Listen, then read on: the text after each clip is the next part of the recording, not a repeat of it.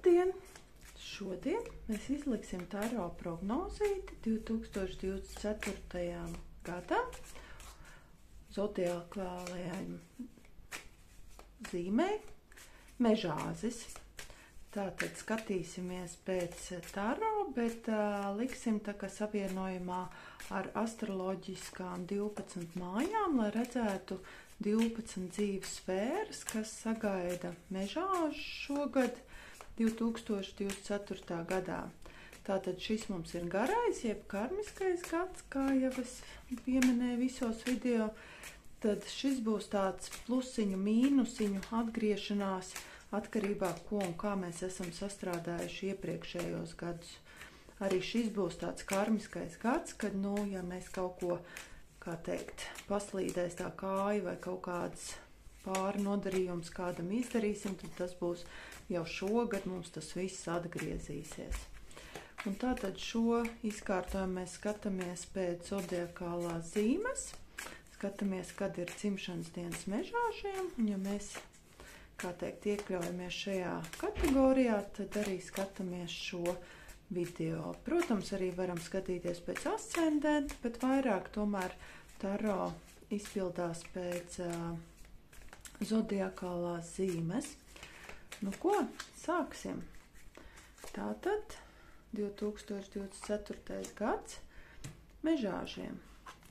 Tā pirmā māja, otrā māja, tā trešā māja, ceturtā, piektā un sestā māja. Tad ir 7, 8, 9,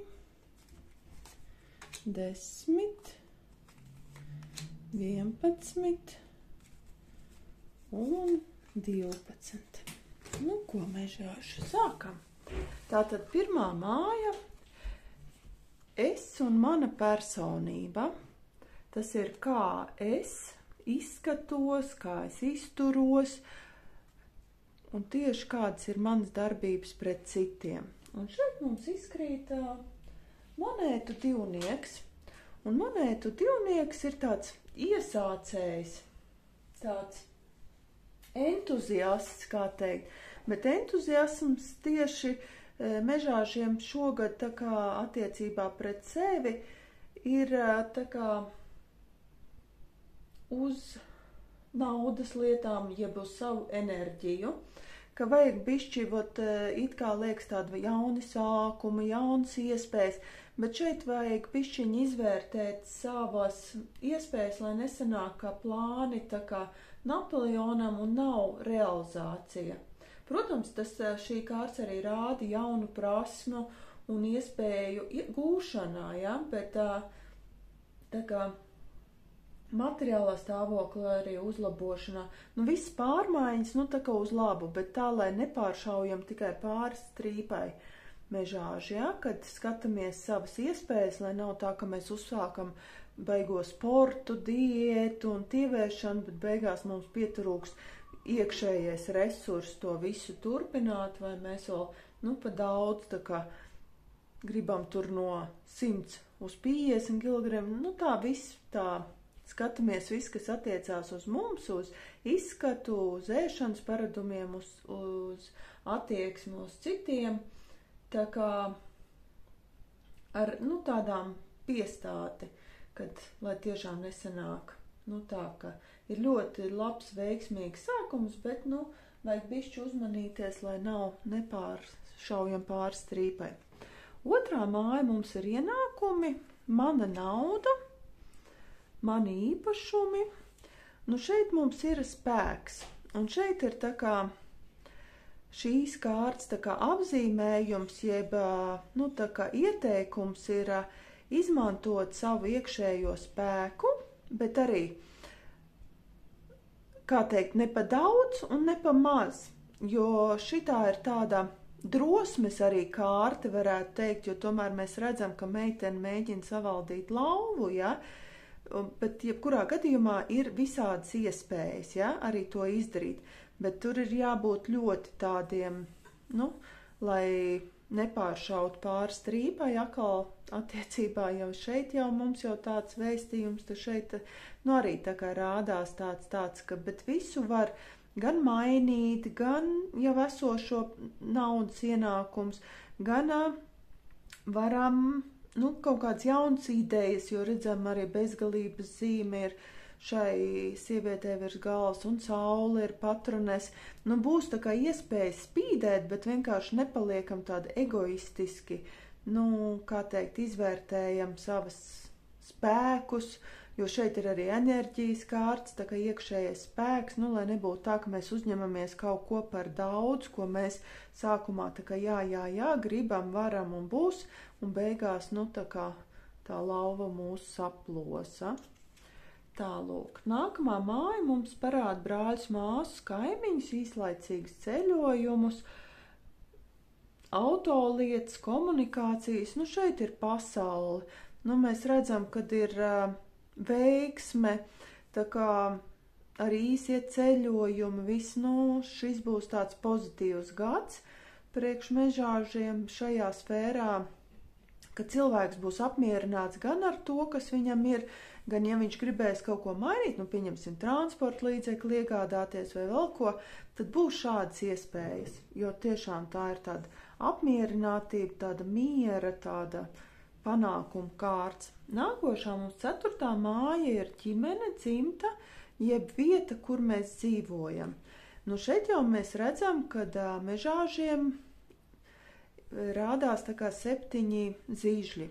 Šeit būs tā kā es saku, jācīnās par vietu zem saules, kad būs jācīnās vai par ģimeni, vai par dzīves vietu, un šeit arī Mars mums ir patronese šai kārtī, tāda agresija, kad, būs šajā sfērā tāds diezgan saspringts gads, bet tai pašā laikā, protams, 7 zīžļi, tās ir tādas iespējas arī izcīnīt, uzvarēt un kaut ko iegūt, bet, jāskatās atkal, tāpat kā šī otrā māja, jums tā, jālīferē tā pa smalko, lai nav ne pa daudz, ne pa maz, tad šeit arī skatāmies tā, ka mēs ar savu agresiju jau neizpostam jau to, kas mums ir, vai tas ir ģimene, vai dzīves vieta, ka mēs tā baigi agresīvi kaut ko gribēsim vai mainīt, vai pierādīt, kad taisnība ir man un nekā savādāk. Tā esam bišķi tādi elastīgāki šogad mežāži, kad bišķiņ tā kā attiecībā uz ģimeni, uz dzīvesvietu, tad esam tādi pielaidīgāki, ja jārisina šādi jautājumi. Nākošā mums ir 5. māja, tā ir romantika, hobija, viss, kas iet caur sirdi, bērni, azartspēles, izklaides, viesības. Šeit mums ir skaisti 6 zīžļi, cilvēks ir atnākt tā kā uzvarētājs, būs tāda sasnieguma šajā sfērā. Tiem, kam nav bērniņi, var droši plānot grūtniecības, vai atkal, ja kaut kādas konflikts situācijas ar bērniem, tad arī būs, jo Jupīters arī patronēs šai kārtī.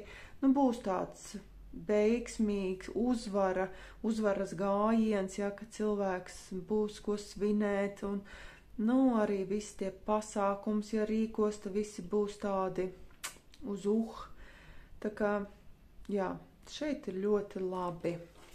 Nākošā mums ir 6. māja, jeb piespiedu darba māja, kur mums ir jāstrādā un veselība, un šeit mums izkrīt kārts muļķis, jeb saucamā Urāna kārts, kad pastāv iespēja, kad cilvēks gribēs kaut ko sākt pilnīgi savā dzīvē no nulles. Tā ir tāda nulles enerģijas kārts, bet tajā pašā laikā tas, ka viņu sauc par muļķi, vēl nenozīmē, ka viņš beigās nebūs imperators.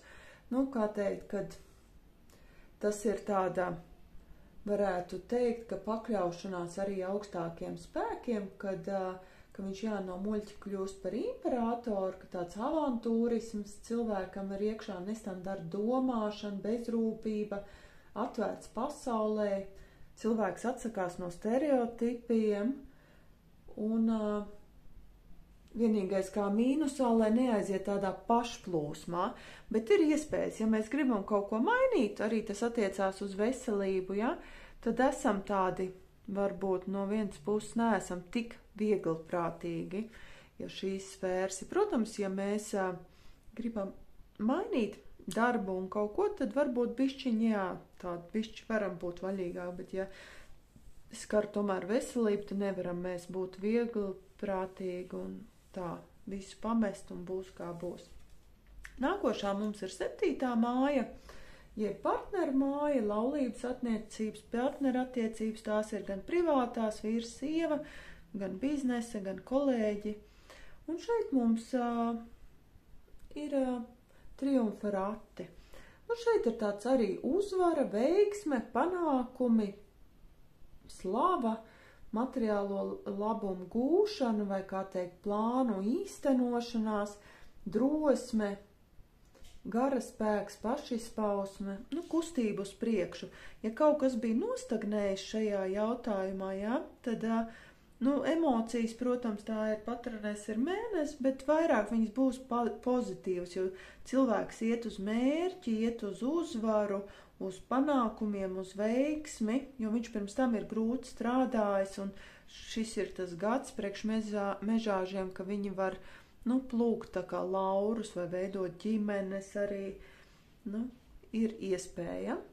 Nākošā mums ir 8. māja, tā ir citu naudu, citu īpašumu, lielie kredīti. Nu, un šeit mums ir veiksmes rats ar Jupīteru savienojumā. Nu, un veiksmes rats mums ir tāds, protams, pēkšņas pārmaiņas, vai tas ir mantojums, vai, nu, kaut kas uz pozitīvo pusi, vai mūsu partnerim, tas ir vīrs, sieva, vai biznesa partnerim pēkšņi radīsies kādi brīvie līdzekļi, vai iespēja vairāk nopelnīt, un tādā veidā, tā kā, jā, jo viss virzās pareizā virzienā, un vienkārši jāpieņem liktenis. Un arī mantojuma lietas šeit var veiksmīgi kārtoties šogad mežāžiem. Nākošā mums ir 9. māja, tā ir reliģija, filozofija, lielie ārzem ceļojumi, augstākā izglītība, likums, tieslietas, sapņi. Nu, un šeit mums ir zižļu pārši. Nu, šeit būs tā kā jauni jaunumi, būs, saņemsim kaut kādas vēstules, zvanus, tā kā būs tādas jaunas iespējas, varētu teikt, ja mēs, piemēram, vēlamies vai nu uzsākt mācības, vai, teiksim, doties ceļojumos. Nu, būs tāds jaunavīgs skatījums, vai atkal mēs aizbrauksim kādos ceļojumos un iegūsim tā kā citu tautu pieredzi, kultūru iemācīsimies. Nu, tādi mēs būsim atklāti, kā teikt, pasaulē, tādā veidā. Un nākošā māja mums ir 10. māja, tas ir augstākais sasniegums, karjera, mūža profesija, ambīcijas, sociālais, profesionālais status. Nu, šeit mums ir tāds arī kauspāšs, un tas mums ir tāds arī iekšējais mūsu bērns, jā, tāds, nu, jūtīgi būsim attiecībā uz šo sfēru, tādi sapņaini, tādi, nu, bišķiņi emocionāli, tā kā, jo arī mēnesis ir patronēs šai kārtī, nu, būsim tā kā bišķi tāda emocija, ka mums liksies, ka mūs nenovērtē vai mums nesamaksā tik, cik mēs esam pelnījuši. Nu, bišķiņi būs tādi, ka mūs varēs aizskārt, bet te pašā laikā tās ir atkal jauns sākums un jauns iespējas, jā, kaut kādus sapņus realizēt, bet tas ir tāds pats zemākais posms, nu, ka mēs tikai kaut ko sākam no lejas uz augšu, vai tādi, nu, būsim tādi nedaudz jūtīgāki, bet te pašā laikā tā ir intuīcija, kas mums varētu parādīt arī, kur mums jāvirzās vai kur, kā mēs varam sasniegt savus sapņus, realizēt, tā kā ir iespējas. Nākošā māja mums ir 11. tie draugi sapņu vēlēšanās. Nu, šeit mums ir 10 zobeni, un 10 zobeni mums ir tāds, kā teikt, kad cilvēkam tā kā nolaiž rokas vai cilvēks nododas liktenim, kaut kas būs tā kā ne jau gluži dunči no draugiem, bet tā kā bišķi cilvēks būs piekus. Arī var būt kaut kāds nodevība, var būt arī pēc šīs kārtas tieši no draugu puses, tāpēc arī varbūt mežāži skatāmies, lai mēs pārāk, ja tīpaši, ja mēs kaut ko plānojam vai ko, tad varbūt šis ir tas gads, kad pa priekšu izdaram un tad tikai kādam pasakam, jo varbūt, vai arī kaut kāds kopējs biznes netaisam ar draugiem šogad, jo varbūt tas var novest pat līdz nepatikšanām lielām un arī materiālie zaudējumi, ja vilšanās, skumjas par zaudēto, būs tāds, it kā no vienas puses tā ir tāda arī transformācija kārta, bet, vairāk viņi tomēr ir tā, ka cilvēks ir piekus no esošās situācijas un kad viņš ir padevies pilnībā augstākiem spēkiem. Un pēdējā mums ir 12. māja, jeb noslēpuma māja, vai tā ir jūtas, slepenie ienaidnieki, pašapmāns, dziedniecība. Un šeit mums ir iemīlējušies. Šeit tā ir tāda, pirmkārt, mīlnieki, tā ir tāda izvēle, jeb ir lēmuma pieņemšanas kārta, tāda partnerība, ka mums ir jāskatās, ar ko mēs daram gan darba lietas, gan naudas lietas, gan redzam iepriekšējās kārtīs arī draugu, tā kā loks kāds mums ir un kas mums ir darbā, kad, būs varbūt tieši rekur ar darbu, ja mēs sasaistam, kaut kādas izvēles priekšā mēs būsim, protams, tas var būt gan pozitīvā, gan negatīvā, un varbūt jāiemācās zemapziņā dot ņemt princips. Jeb varbūt jāapspiež sevī kaut kādu iekāru uz kādu konkrētu cilvēku, varbūt mums ir tā kā, mēs esam iemīlējušies kādā, tā kā saucamā vienpusējā mīlestība, un mums nav tā kā atbalsts, jo šī ir tā kā tā zemapziņas, jeb mūsu iekšējā pasaule, tad, bišķiņ tā kā atlaižam to situāciju, un gan jau viss tā nāks, jo šeit tāda izvēle kaut kāda mums būs, un tas tieši vairāk attiecās tā kā uz romantisko, tādu sfēru, kad vairāk tās ir emocijas, jūtas, kaut kā mēģinam tā kā tikt tam pāri. Tad vēl priekš mežāžiem mēs uzliksim tādu tā kā devīzīti, jeb gada tādu plāniņu, kas būtu tāds, kas mežāžiem būtu sevī jāmaina. Un šeit mums parādās, redziet, izvēle. Un šeit mežāžiem būtu šogad jāizvēlās gaisma, pozitīva enerģija, vienalga, kā jums dzīvē, kurā posmā iet, kad es izvēlos laimi, prieku, kad es pats, tā kā aiz muguras, jeb atmetu bailes un tā kā paļaujos arī augstākiem spēkiem. Jo no manis, tā kā, no manām izvēlēm ir atkarīgs arī, tā kā varētu teikt, citu cilvēku, jūs apkārtējo likteņu un tāds. Bet, jebkurā gadījumā izvēlamies mežāži smaidu, komunikāciju, enerģiju un laižam gaismu no sevis ārā. Šāds gads solās būt mežāžiem, lai veicas!